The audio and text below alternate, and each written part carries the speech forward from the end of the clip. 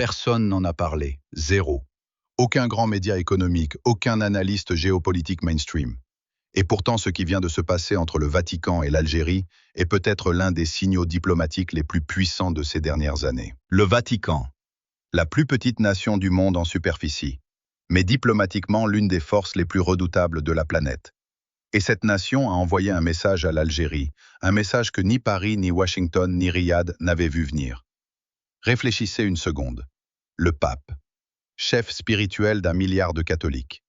Il a regardé toute la carte du monde arabe, toute l'Afrique du Nord, et il a choisi l'Algérie. Pas le Maroc, pas la Tunisie, pas l'Égypte, l'Algérie. Un pays à 99% musulmans. Un pays sans communauté catholique significative. Un pays dont l'histoire avec l'Occident chrétien est marquée au fer rouge par 132 ans de colonisation française menée, rappelons-le, au nom de la civilisation chrétienne. Alors la question qui s'impose, c'est pourquoi? Ce soir, je vous donne la réponse.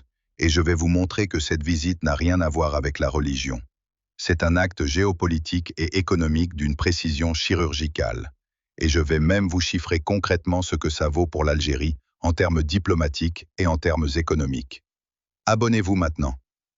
Parce que ce que vous allez entendre ce soir va durablement changer votre façon de lire la diplomatie algérienne. Mais pour comprendre pourquoi le choix du Vatican compte autant, il faut d'abord comprendre ce qu'est vraiment le Saint-Siège dans les relations internationales. Et là, la plupart des gens se trompent complètement. Le Vatican n'est pas juste une institution religieuse. C'est une puissance diplomatique sans équivalent dans le monde. 183 relations diplomatiques entretenues davantage que la majorité des grandes puissances mondiales. Un réseau de nonciatures apostoliques dans presque toutes les capitales du globe. Et un chef d'État, le pape, dont la capacité d'influence sur les opinions publiques mondiales dépasse celle de n'importe quel autre dirigeant en vie aujourd'hui. Quand le pape pose le pied dans un pays, il envoie un signal à la communauté internationale entière. Le message est simple et dévastateur d'efficacité. Ce pays mérite d'être reconnu. Ce pays mérite d'être respecté. Ce pays a quelque chose d'important à dire au monde. Et ce signal-là, capté simultanément par des milliards de personnes, génère une valeur diplomatique et économique qu'aucune relation bilatérale traditionnelle ne peut reproduire. Les précédents sont là pour le prouver. Jean-Paul II visite Cuba en 1998. Dans les 2 ans qui suivent, les investissements étrangers à Cuba bondissent de 40%. François visite les Émirats arabes unis en 2019. Les flux de capitaux catholiques d'Amérique latine et d'Europe vers les Émirats explosent. François visite le Maroc cette même année. Le pays engrange une couverture médiatique internationale, estimée à plusieurs centaines de millions de dollars en équivalent publicitaire. Les chiffres ne mentent pas.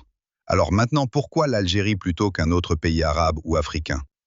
Les raisons sont multiples, et elles sont révélatrices. Bon, maintenant qu'on a posé le décor, rentrons dans le vif du sujet. Pourquoi l'Algérie? Pourquoi ce pays en particulier attire autant l'attention du Vatican? Il y a 3 raisons.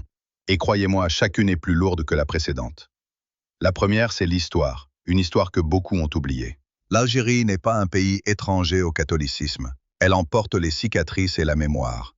Les pères blancs y ont vécu des décennies non pas comme des colonisateurs de la foi, mais comme des voisins. Charles de Foucault a erré dans le Sahara algérien cherchant Dieu dans le silence et le désert. Et les 19 moines de Tibérine massacrés en 1996 en plein chaos de la guerre civile ont été béatifiés par le pape François, en Algérie, sur le sol algérien. Ce n'est pas un détail protocolaire, c'est un acte symbolique d'une puissance rare. Le Vatican reconnaît que le martyre catholique s'est accompli ici, en terre musulmane. Ça crée un lien que aucune diplomatie classique ne peut fabriquer. La deuxième raison, c'est la géopolitique. Et là, on sort de la théologie pour entrer dans le réel. Le Vatican surveille, il observe. Il voit le monde arabe se fracturer entre extrémisme et chaos. Et dans ce tableau, l'Algérie détonne. Pourquoi? Parce que ce pays a vécu la guerre contre l'islamisme radical. Pas dans les discours, pas dans les conférences internationales, mais dans la chair, dans le sang, avec 100 000 à 200 000 morts dans les années 1990. Et ils ont gagné. Depuis, Alger maintient un islam officiel, modéré, à distance des influences wahhabites qui déferlent depuis le Golfe. Pour Rome, l'Algérie n'est pas seulement un partenaire.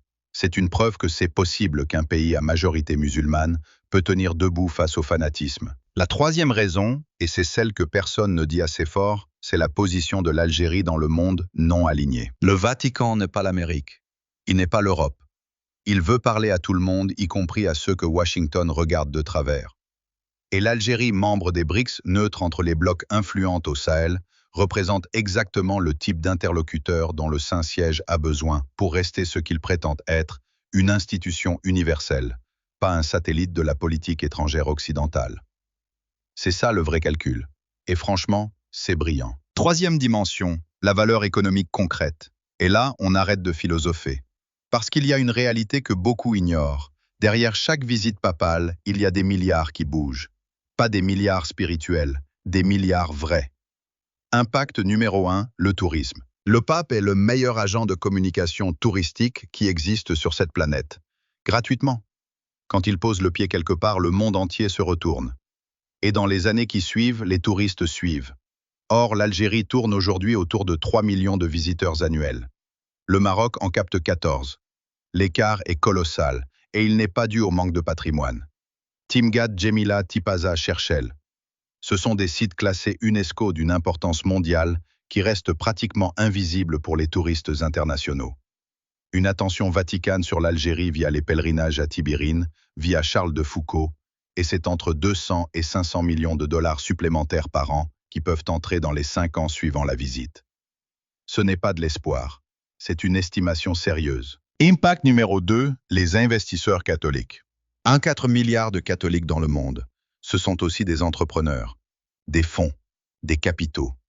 L'Italie, l'Espagne, le Portugal, le Brésil, la Pologne, ces économies entretiennent des relations d'affaires étroites avec les pays que le Vatican valorise. Une visite papale en Algérie, c'est un signal envoyé à tout ce tissu économique. Ce pays est stable, ce pays s'ouvre, ce pays mérite votre attention. Les investissements directs étrangers en Algérie stagnent autour de 2 milliards de dollars par an. Une visite papale peut les faire progresser de 20 à 30%, soit entre 400 et 600 millions de dollars supplémentaires chaque année pendant 2 ou 3 ans. Impact numéro 3, et c'est peut-être le plus sous-estimé, l'image. L'Algérie souffre d'un déficit de visibilité internationale. Les investisseurs ne la connaissent pas. Les touristes choisissent le Maroc ou la Tunisie par défaut. Ce vide d'image a un coût réel des partenariats qui ne se font pas, des contrats qui vont ailleurs, des visiteurs qui ne viennent jamais. Or, une visite papale déclenche quelque chose qu'aucune agence de communication ne peut acheter, une couverture mondiale spontanée. CNN, BBC, les grands titres européens, ils parlent tous de l'Algérie pendant plusieurs jours. Et justement parce que c'est spontané, c'est crédible. Aucune campagne publicitaire à plusieurs centaines de millions de dollars ne peut reproduire ça. Maintenant, regardons l'autre côté du tableau. Qui perd dans cette histoire? Parce que franchement, c'est là que ça devient vraiment intéressant. Premier perdant, le Maroc. Rabat avait mis le paquet sur la visite de François. Utilisé, exploité, instrumentalisé pour projeter une image de pays ouvert, modéré, diplomate. Et là, le Vatican choisit l'Algérie. Ce pays que Rabat se plaît à dépeindre comme fermé, instable, fréquentable par personne. C'est une gifle diplomatique en slow motion. La compétition pour l'influence en Afrique du Nord, le Maroc vient de perdre un round. Deuxième perdant, la France. Paris a construit pendant des décennies tout un narratif autour de l'Algérie, pays difficile, imprévisible, non fréquentable. Et là, le pape débarque. La plus haute autorité morale de la planète. Et il dit au monde entier, l'Algérie est respectable, stable, légitime. Toute la stratégie française de marginalisation diplomatique prend l'eau. En un seul symbole. Troisième perdant, l'Arabie saoudite. Riyad finance depuis des décennies une vision de l'islam qui entre directement en compétition avec ce que l'Algérie représente, la coexistence, l'ouverture interreligieuse. En choisissant l'Algérie comme interlocuteur du dialogue islamo-chrétien, le Vatican envoie un message clair, c'est ce modèle-là qu'on valide, pas le modèle saoudien. Défaite symbolique, oui, mais les défaites symboliques en diplomatie religieuse, ça laisse des traces. Et maintenant, les 3 paradoxes que vous devez absolument comprendre pour saisir ce que cette relation Vatican-Algérie signifie vraiment. Premier paradoxe, et c'est le plus vertigineux, un pays musulman à 99% entretient des relations privilégiées avec le chef de l'Église catholique mondiale. Ce qui rend ce rapprochement possible, ce n'est pas un hasard diplomatique, c'est l'ADN même de l'Algérie. Parce que l'Algérie, contrairement à ce qu'on pourrait croire, n'est pas un État islamique. Elle a hérité, et c'est là tout le paradoxe de l'histoire, d'une laïcité administrative imposée par la colonisation française. Une France qui, rappelons-le, réprimait la culture arabe et islamique d'une main, tout en gravant ses principes républicains dans les institutions de l'autre. Résultat, l'Algérie a gardé la laïcité de l'État. Mais elle n'a jamais abandonné l'islam comme boussole culturelle et spirituelle de son peuple. Et c'est précisément cette tension assumée à un État laïque ancré dans une société profondément musulmane qui ouvre la porte, qui rend le dialogue avec le Vatican non seulement envisageable, mais crédible. Passons au deuxième paradoxe, et celui-là franchement il m'a scotché, les martyrs de Tibérine. Vous connaissez ces moines catholiques assassinés en 1996 en pleine guerre civile algérienne. Le Vatican aurait pu les béatifier à Rome dans la basilique Saint-Pierre, devant des milliers de fidèles, sous les ors et les fresques de Michel-Ange. C'était la logique évidente, c'était le protocole. Mais non, la cérémonie s'est tenue en Algérie, sur le sol même où ces hommes ont été tués, et ça n'arrive presque jamais. Pourquoi ce choix? Parce que ce choix parle. Il dit sans prononcer un seul mot de discours officiel, « Votre terre est sainte, votre peuple a protégé ces hommes, les a respectés jusqu'au bout. Et leur sacrifice, il vous appartient autant qu'il nous appartient. » C'est pas de la diplomatie, c'est de la théologie incarnée dans un geste géographique. Le Vatican n'a pas rapatrié ces martyrs, il les a laissés là où ils avaient choisi de vivre et de mourir. C'est un message d'une puissance rare. Et là on arrive au troisième paradoxe, et franchement, celui-là il m'a laissé sans voix.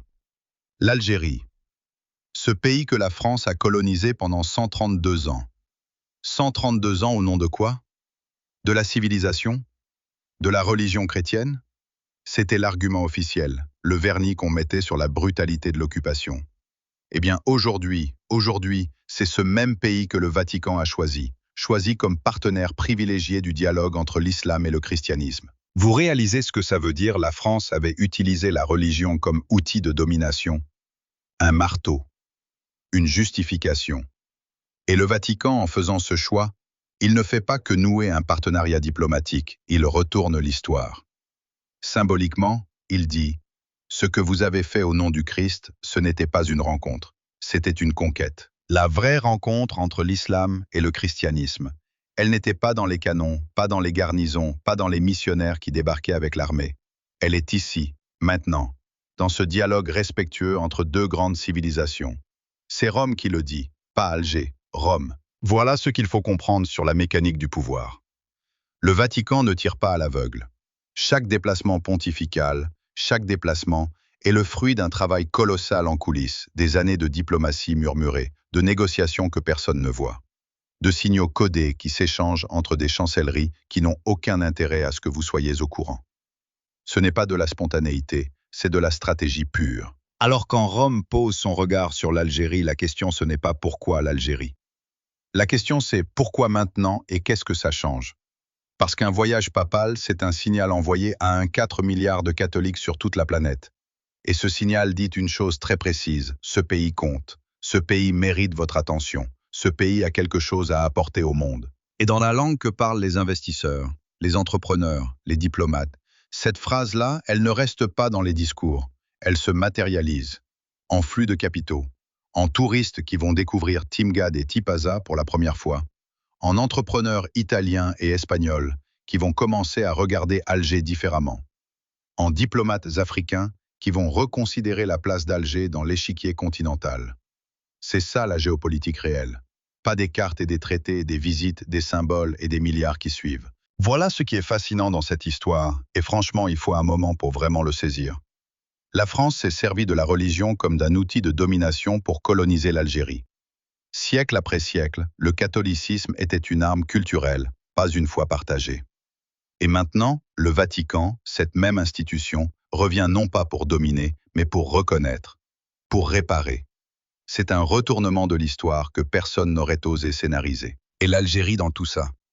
Elle n'avait pas demandé à être colonisée. Elle n'avait pas demandé non plus cette réhabilitation. Mais elle l'accueille avec une classe, une sobriété, une dignité qui force le respect. Parce que les grands pays n'ont pas besoin de crier. Ils savent que l'histoire, tôt ou tard, leur rend ce qu'elle leur a pris. Dans la prochaine vidéo, on va parler d'autre chose, et pourtant c'est lié. On va décortiquer comment l'Algérie est en train de convertir son potentiel touristique en milliards de dollars concrets. Parce que voilà le paradoxe qui va vous mettre hors de vous. Ce pays possède certains des sites archéologiques les plus spectaculaires du monde méditerranéen, et pourtant, il attire 10 fois moins de touristes que le Maroc. 10 fois moins. Pourquoi? On va tout vous expliquer.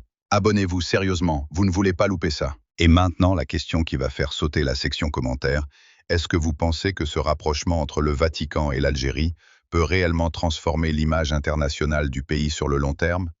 Pas juste une belle photo symbolique, un vrai changement durable? Donnez votre avis en commentaire, je lis tout.